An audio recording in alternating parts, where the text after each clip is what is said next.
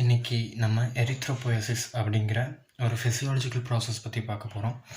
Before going into erythropoiesis we should know what is erythro and what is poiesis. So இது ரெண்டு வார்த்தைக்கும் meaning தெரிஞ்சுக்கணும்.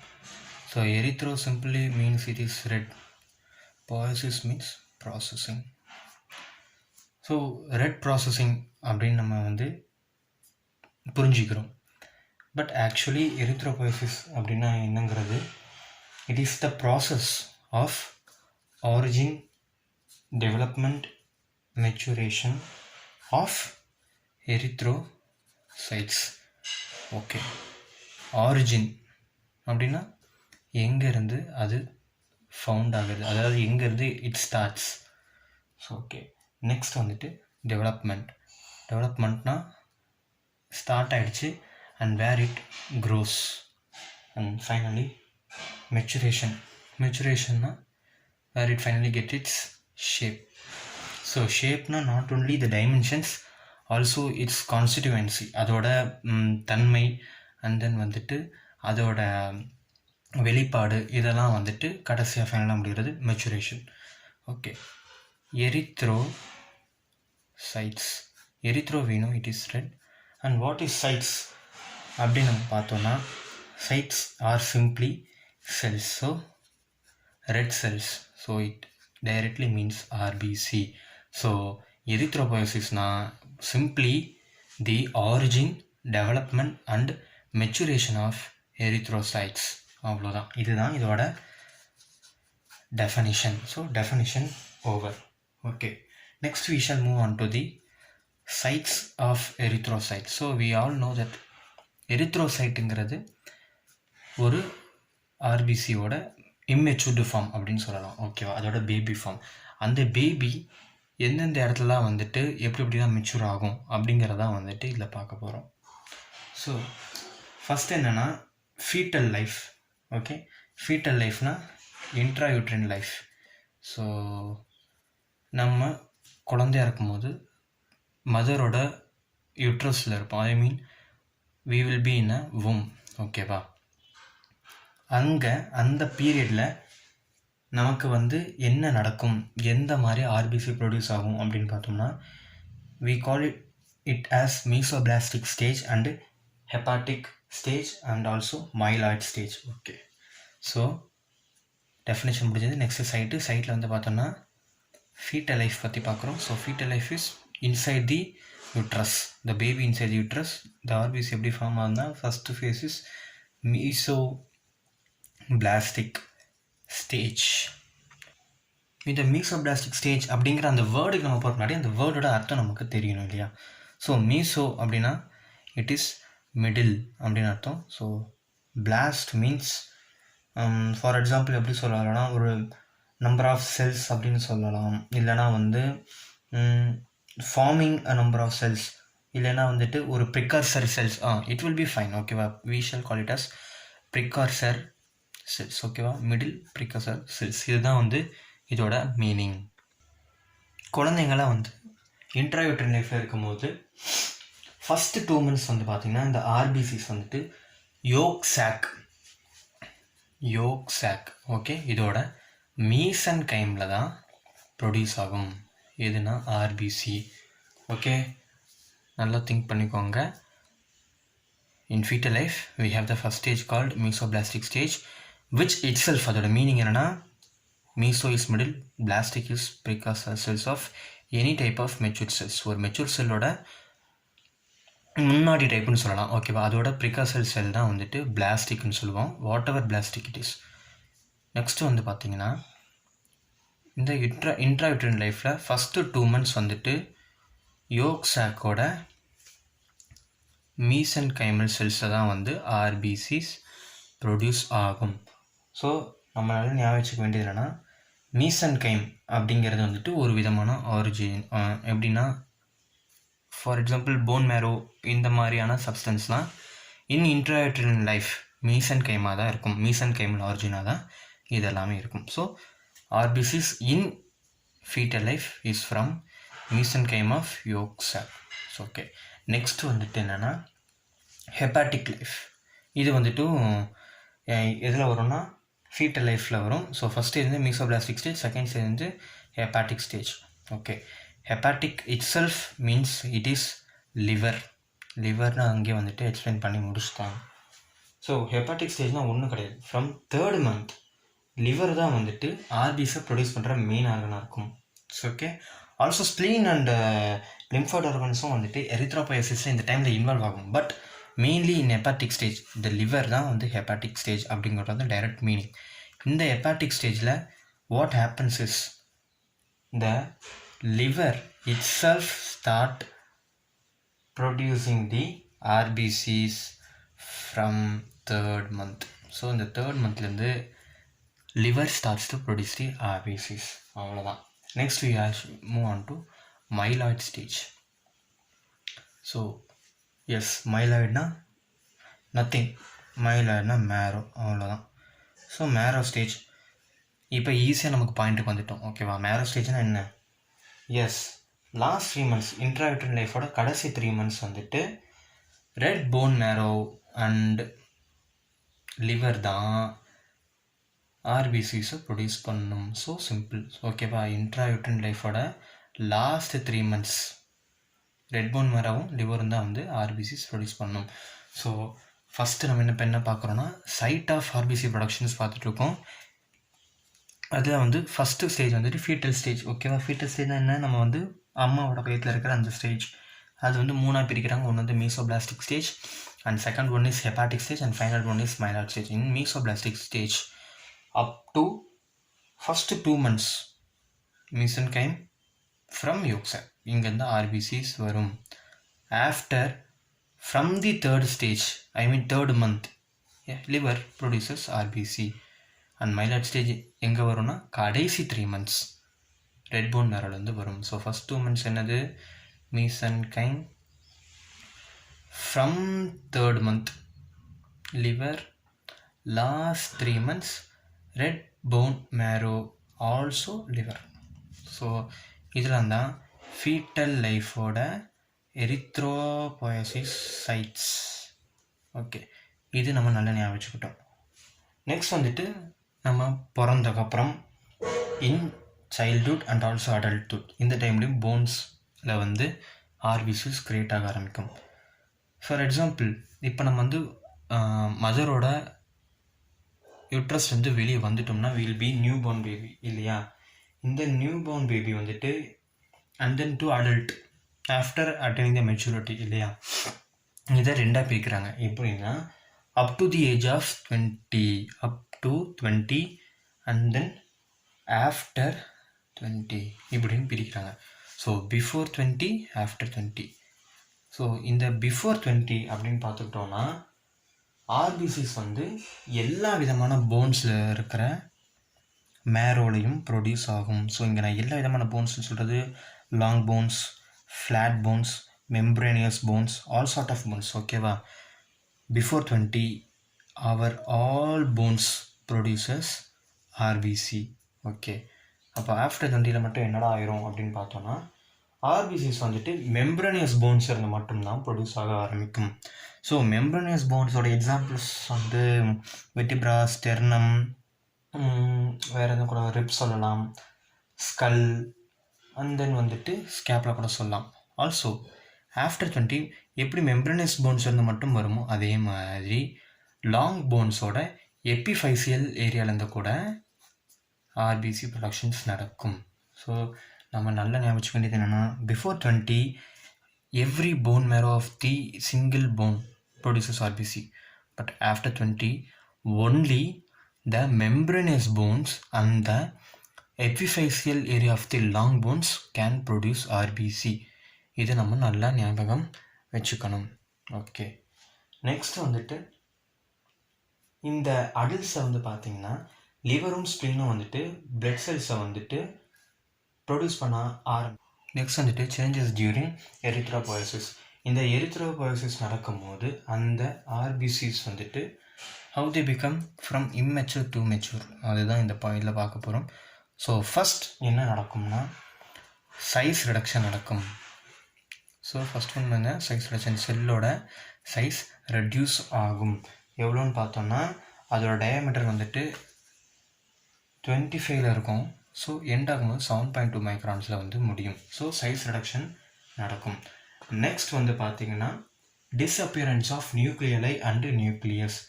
So nucleoli என்னன்னு தெரியாத உங்களுக்கு இது சொல்லிக்கிறேன். ஸோ இதுதான் நியூக்ளியஸ்னால் we will have some spherical ball shaped things. this is nucleoli. So ஃபர்தராக வந்துட்டு செல் டிவிஷன் நடக்கும்போது இந்த நியூக்ளியை also this nucleus will disappear.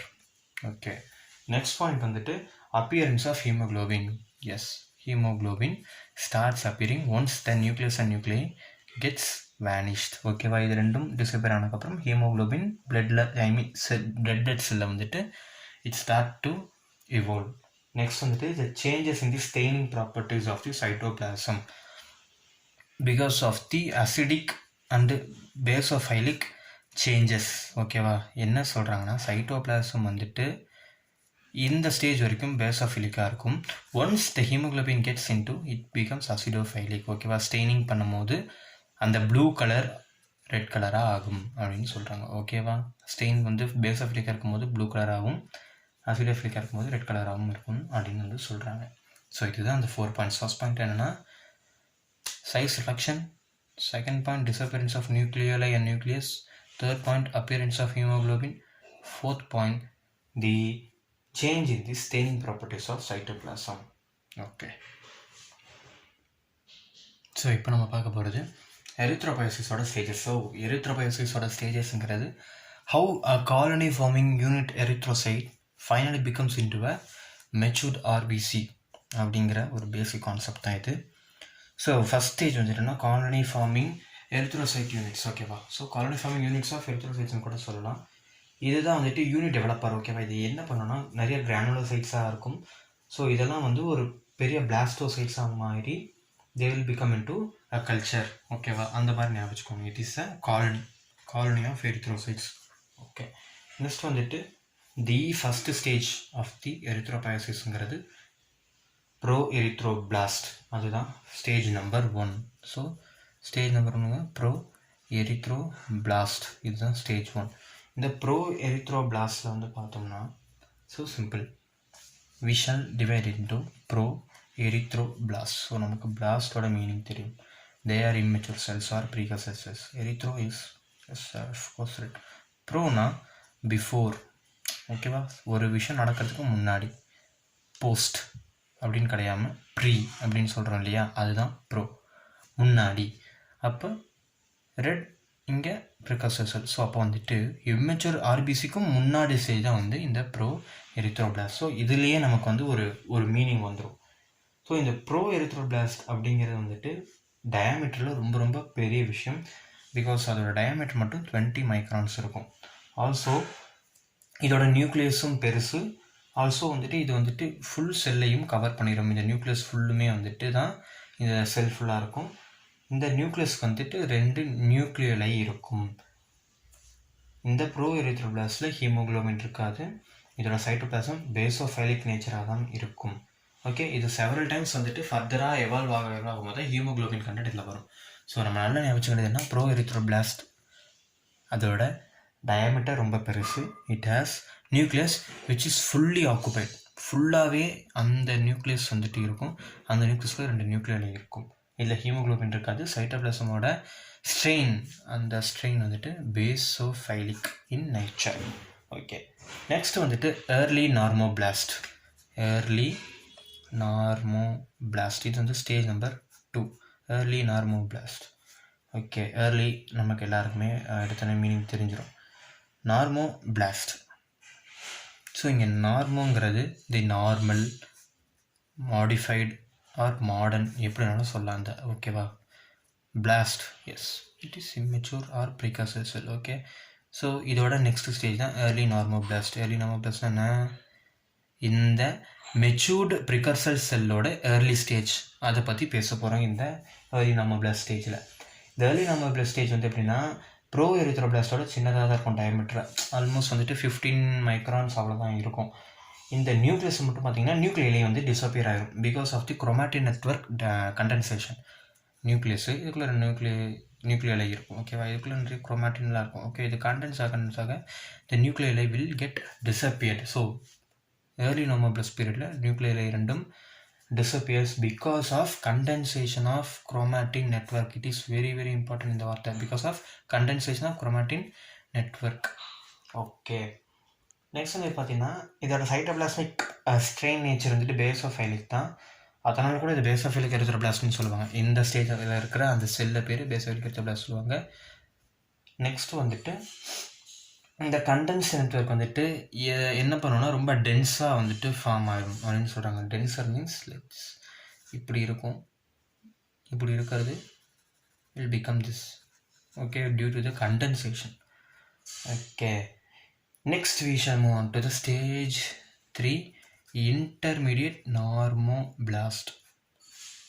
இன்டர்மீடியட்னா இதுவும் இல்லாமல் நடுவில். Normo as usual, normal, blast, precursors. Okay, அப்போனா என்ன அர்த்தம்? இம்மெச்சூர் செல்லோட ஃபஸ்ட்டு ஸ்டேஜ் இது. ஸோ இம்மெச்சூர் செல் மெச்சூர் செல்லாக மாறதுக்கு நடுவில் இருக்கிற ஸ்டேஜ் அப்போ இது. ஸோ அப்போ இந்த செல்லில் என்னெல்லாம் நடக்கும் அப்படின்னு பார்த்தோன்னா, செல் வந்துட்டு ஏர்லி நார்மோபிளாஸ்டோட சின்னதாக இருக்கும். It size from 10 to 12 microns இருக்கும். இதில் வந்துட்டு ஸ்டில் நியூக்ளியஸ் இருக்கும். இதுலேயும் நியூக்ளியஸ் இருக்கும். நியூக்ளியலை மட்டும்தான் இதில் டிஸப்பியர் ஆகும். ஓகே கைஸ், அது நல்லா நினச்சிக்கோங்க. இல்லை நியூக்ளியஸ் 2 நியூக்ளியலை இருக்கும், அது 2 தான் டிஸப்பியர் ஆகும் because of the condensation of chromatin network. Intermediate நார்மோபிளாஸ்ட்லையும் நியூக்ளியஸ் இருக்கும் வித் ஆப்சன்ஸ் ஆஃப் நியூக்ளியலை. ஓகேயா, நெக்ஸ்ட் வந்துட்டு the nucleus is still present. Also the chromatin network shows further condensation. இதில் வந்துட்டு ஹீமோக்ளோபின் வந்துட்டு அப்பியர் ஆக ஸ்டார்ட் ஆயிரும். ஓகேவா, இந்த ஸ்டேஜில் ஹீமோக்ளோபின் ஸ்டார்ட்ஸ் அப்பியரிங். இன்டர்மீடியட் நார்மோபிளாஸ்ட் பீரியடில் இது நடக்கும். இதோட சைட்டோபிளாசமோட ஸ்டெயின் வந்துட்டு பேசோஃபைலிக் தான். ஹீமோக்ளோபினோட ப்ரெசன்ஸ்னால கொஞ்சம் அதோட அசிடிசிட்டி வந்துட்டு இருக்கும். ஸோ இந்த ஸ்டேஜில் இருக்கிற அந்த செல் பேர் வந்து ப்ரோஎரித்ரோமேட்டிக் எரித்ரோபிளாஸ்ட் அப்படின்னு சொல்லுவாங்க. பாலிக்ரோமேட்டிக் எரித்ரோபிளாஸ்ட் அப்படின்னு சொல்லுவாங்க. இது என்ன பாலிக்ரோமேட்டிக்னா different colours in single cell. எரித்ரோபிளாஸ்ட்டுங்கிறது நம்மளோட precursor cells of the matured erythrocyte. So பாலிக்ரோமேட்டிக்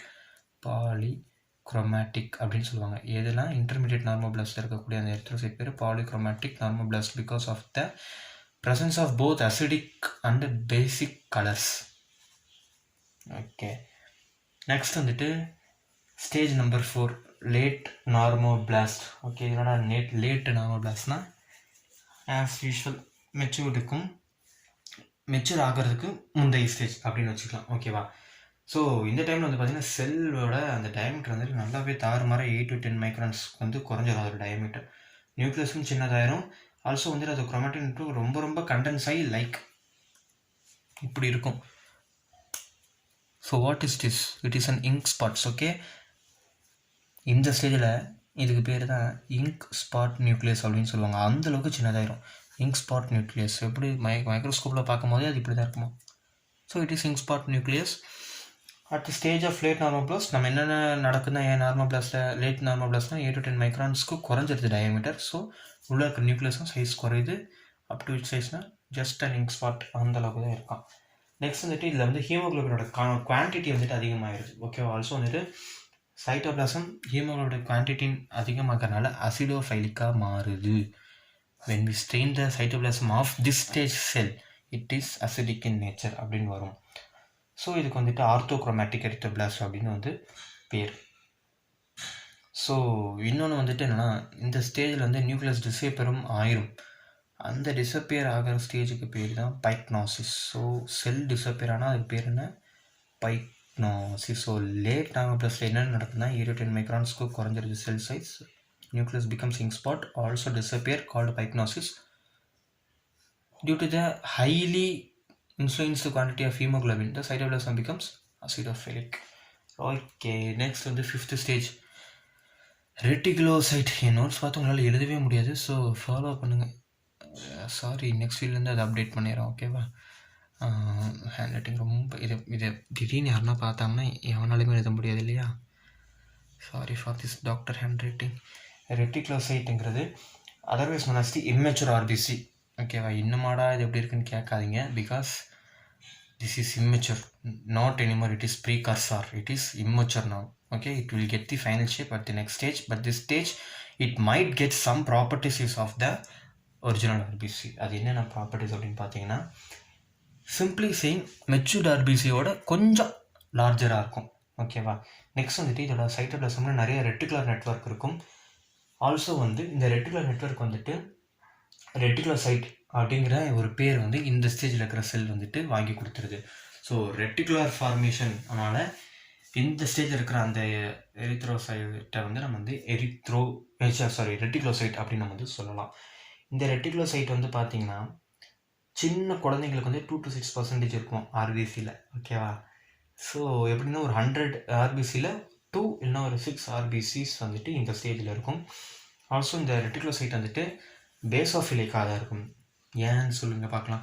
ஏன் இந்த ஹீமோகுளோபின் கண்டென்ட் இருக்கும், ஆனால் ஒரே ரீசன் இதில் நிறைய டெட் ஆர்கானிக் மேட்டர்லாம் இருக்கும், அதனால் இட் பிகம்ஸ் பேசோஃபைலிக். ஓகே, இதுக்கு முன்னாடி இருக்கிற அசிடோஃபைலிக்காக இருக்கிறால இது அசிடோஃபைலிக்காக இருக்குன்னு நினைக்கக்கூடாது. இதில் வந்து நிறைய டெட் ரெம்னன்ஸ் இருக்கும், நிறைய organic substance dead mitochondria, Golgi apparatus, அப்புறம் வந்து சைட்டோபிளாசம் இதெல்லாம் வந்து செத்து போயிருப்பாங்க. We all know RBC is a void organ, so to carry the oxygen. So அதுக்குள்ளே ஒன்றுமே இருக்காது. ஸோ இது எல்லாமே செத்து போயிருக்கும் because of the heavy condensation. அதனால் it is basophilic. Okay, next வந்து இந்த ஸ்டேஜில் வந்துட்டு நெக்ஸ்ட்டு என்ன நடக்கும்னா டயாபெடாசிஸ் ப்ரொடக்ஷன் வந்து நடக்கும். இங்கே தான் டயாபெடாசிஸோட சைட்டே. ஓகேவா? வாட் இஸ் டயாபெடாசிஸ் அப்படின்னு கேட்டிங்கன்னா நான் வந்து you can search it on Google. ஓகேவா? சிம்பிள் தான், டயாபெடாசிஸ். ஓகே, சிஸ்னா okay, that is a process டயானா 2. ஸோ இதுக்கான மீனிங் மட்டும் தேடுங்க, தேடி கமெண்ட்டில் போடுங்க. டு பி கம்யூனிகேட்டிவ் அண்டு இன்ட்ராக்டிவாக ஆக்கணுங்கிறதுக்காக தான் இந்த இதை மட்டும் நான் சொல்லாமல் இருக்கேன். ஸோ யா, டயாபெடாசிஸ் அப்படின்னு நீங்கள் அடிக்கிறதுக்குள்ள கூகுள்லேருந்து மீனிங் வந்துடும். Just post it in the comment section. That will be more ஈஸியாக தட் பார்க்குறவங்க ஆர் என் கூட இன்ட்ராக்ட் பண்ணுறதா ஐ வில் ஃபீல். ஓகே, அவ்வளோதான், வேறு ஒன்றுமே கிடையாது. ஸோ யா, ரெட்டிகுலோசைட் முடிஞ்சுன்னா we shall move on to the next stage. Reticulocyte முடிஞ்ச அப்புறம் finally we will get a matured erythrocyte. So இந்த மெச்சூர்ட் எரித்ரோசைட்டுங்கிறது ஒன்றும் கிடையாது. இந்த ரெட்டிகுலர் நெட்வொர்க்லாம் டிஸப்பியர் ஆகிட்டு இந்த cell becomes very very void. இதோட பைகான்கேவ் ஷேப் கிடச்சிரும், ஏன்னா உள்ளே ஒன்றுமே இருக்காது இல்லையா?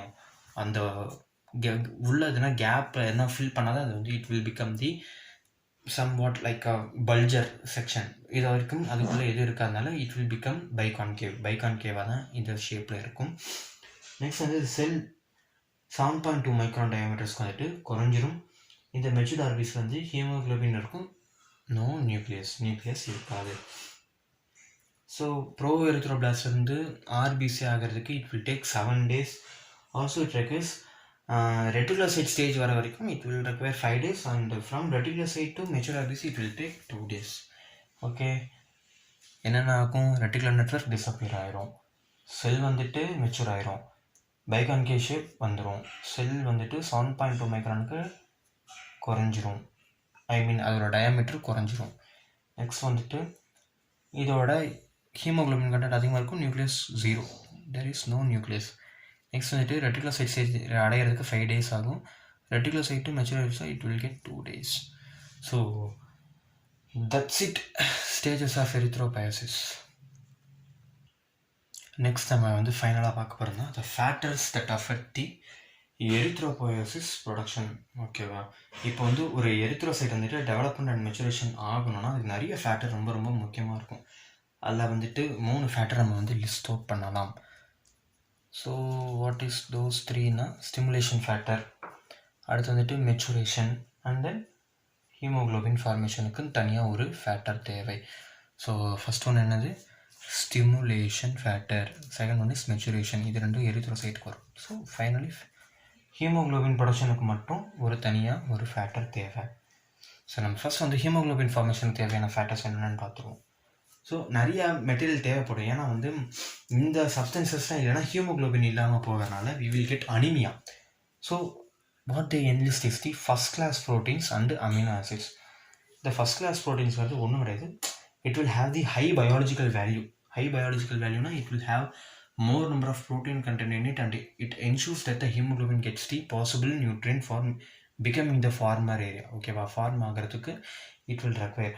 ஆல்சோ அமினோ ஆசிட்ஸ் வந்துட்டு ஒரு எப்படி சொல்கிறது, குளோபின், அந்த குளோபின் தான் வந்து ஹீமோக்ளோபினை வந்துட்டு ஃபார்ம் பண்ணுது. ஸோ இந்த ப்ரோட்டீன்ஸ், ஃபஸ்ட் கிளாஸ் ப்ரோட்டீன்ஸ் ரொம்ப ரொம்ப நெசசரி ஹீமோக்ளோபின் ஃபார்ம் பண்ணுறதுக்கு. நெக்ஸ்ட் ஒன் வந்துட்டு அயன். நம்ம எல்லாருக்குமே தெரியும் அயன் இல்லைனா என்ன ஆகும்னு. ஸோ இந்த ஹீமோக்ளோபின் பார்ட்டில் ஹீம் ப்ராடக்ட் இஸ் அயன் தான். இந்த அயன் தான் responsible for this haem product. So next வந்துட்டு காப்பர். காப்பர் ரொம்ப ரொம்ப முக்கியம். ஒன்லி பிகாஸ் காப்பர் வந்துட்டு அந்த அயனை வந்துட்டு அப்சர்வ் பண்ணுறதுக்காக மட்டுமே இட் இஸ் இம்பார்ட்டன்ட்ங்கிறாங்க. நம்ம ஜேட்ராட்டில் வந்துட்டு த கன்சூமர் த ஃபுட்டு நம்ம எடுத்துக்கிறோம். So the food is definitely goes down to the stomach by bowel movement. Okay, இங்கே இருக்கிற அந்த காப்பரை, இங்கே இருக்கிற அந்த அயனை அப்சர்வ் பண்ணுறதுக்கு we use copper. So the copper is most important because it needs to observe the iron to give the haem product. Next one is cobalt and nickel. These two materials வந்து ரொம்ப ரொம்ப எப்படி சொல்கிறது, ரொம்ப ரொம்ப essential. Because வந்துட்டு they make the iron get utilise to form the haemoglobin. அயானை எடுத்து தந்தது காப்பரோட வேலை. ஆனால் இந்த கோபால்ட் அண்ட் நிக்கலோட வேலைன்னா அதை எடுத்து ஹீமோக்ளோபின் செய்கிறதுக்கான ப்ராசஸ் செய்கிறது தான் இதோட வேலை. ஸோ அயனோட யூட்டிலைசேஷன் ப்ராசஸ் இதோடது. நெக்ஸ்ட் வந்து விட்டமின்ஸ். என்னென்ன விட்டமின்ஸ்னால் vitamin C, riboflavin, vitamin B2, and then vitamin B3 வந்து nicotinic acid, and then vitamin B6 pyridoxine. இதெல்லாம் வந்துட்டு ரொம்ப ரொம்ப முக்கியம். எதுனா C, B2, B3, B6 R ரொம்ப ரொம்ப எசென்ஷியல். ஸோ விட்டமின் சிங்கிறது ரொம்ப ரொம்ப essential for haemoglobin production. So B2, B3 and B6 are accessory. ஓகேவா. Next we shall move on to the stimulation part. அதாவது வந்துட்டு மொத்தமாக எரித்ரோசைட்டோட ப்ரொடக்ஷனை வந்து ஸ்டிமுலேட் பண்ணுறது எதுவாக இருக்கும், இது நடந்தால் ஸ்டிமுலேட் ஆகும் அப்படிங்கிற மாதிரி விஷயங்கள் நடக்கும். அதில் என்னென்னா ஃபஸ்ட்டு வந்துட்டு hypoxia. So hypoxia is reduced availability of oxygen to the tissues. அந்த டைமில் என்ன நடக்கும்னா எரித்ரோபோயசிஸோட ப்ரொடக்ஷனுக்கான ஒரு ஊண்டுதல் வந்துட்டு அங்கே ஒரு எப்படி சொல்கிறது, ஒரு ஸ்டிமுலேஷன் அங்கே நடக்கும் அப்படின்னு சொல்கிறாங்க. நெக்ஸ்ட் வந்துட்டு எரித்ரோபாய்டின். ஸோ எரித்ரோபாய்டின்ங்கிறது வந்துட்டு ஒரு hormone that causes the erythrocyte stimulating factor. So next வந்து என்னென்னா எரித்ரோபாய்டின். இது வந்துட்டு ஒரு ஹார்மோன். இந்த ஹார்மோன் தான் எரித்ரோசைட் ஸ்டிமுலேட்டிங் ஃபேக்டரை வந்துட்டு என்ஜினைஸ் பண்ணுது. Okay. Next one is thyroxine. Thyroxine is அது வந்து ஒரு எப்படி சொல்கிறது, ஒரு மெட்டபாலிக் ஹார்மோன். அது வந்துட்டு நிறையா லெவலில் வந்துட்டு எரித்ரோபோயசிஸ் ப்ராசஸை வந்துட்டு மெயின்டைன் பண்ண ரெகுலேஷனுக்காக. ஓகேவா. இப்போ ஹைப்பர் தைராய்டிசம் இந்த மாதிரியான சிச்சுவேஷனில் எரித்ரோபோயசிஸ் வந்துட்டு ஸ்டிமுலேட் ஆகும். So thyroxine is a basic reason. Next ஒன்று வந்துட்டு role of sex hormones. Okay, sex hormones are the ones which carry the hormones. ஓகேவா. ஸோ இந்த டெஸ்டோஸ்டரன் வந்துட்டு ஒரு எப்படி சொல்கிறது, டெஸ்டோஸ்டரன், ஈஸ்ட்ரோஜன் இதெல்லாம் வந்துட்டு எப்படி சொல்கிறது, பியூபர்ட்டிக்கு அப்புறம் வந்துட்டு their vitality is more important இல்லையா. அதனால் வந்து பிளட்டோட ப்ரொடக்ஷனும் அதுக்கு ரொம்ப முக்கியம். ஃபார் எக்ஸாம்பிள் வந்துட்டு மென்ஸ்ட்ரல் சைக்கிள் அப்போ we will lose blood. So that also cause the stimulating factor. Okay.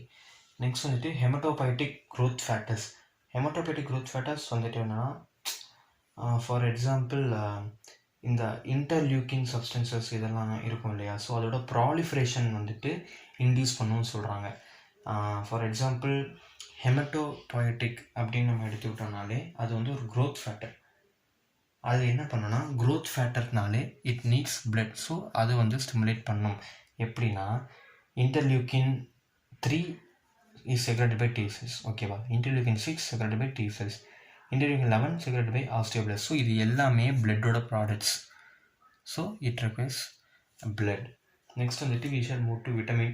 So first பார்த்த மாதிரி தான் B3 and B6C also we shall add D and E. ஓகேவா. D and E for only for maintaining the anaemia வராமல் தடுக்கிறதுக்காக மட்டுமே இது.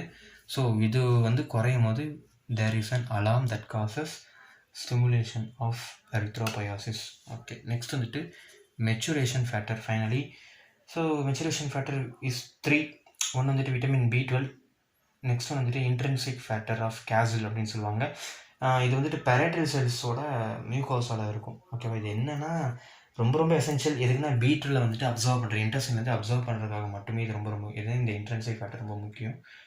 Finally folic acid இது வந்துட்டு மெச்சுரேஷனுக்கு ரொம்ப முக்கியம் அப்படின்னு வந்து சொல்லிக்கிறாங்க. Because of the synthesis of DNA. எதுனா with B12 intrinsic factor for absorption of vitamin B12, folic acid for maturation which synthesize the DNA. So this is erythropoiesis and yeah, நல்லா explain பண்ணியிருப்பேன் நினைக்கிறேன். So it will work. Do revise this. Yeah, thank you for watching my video. Please do subscribe and share for your friends. Thank you.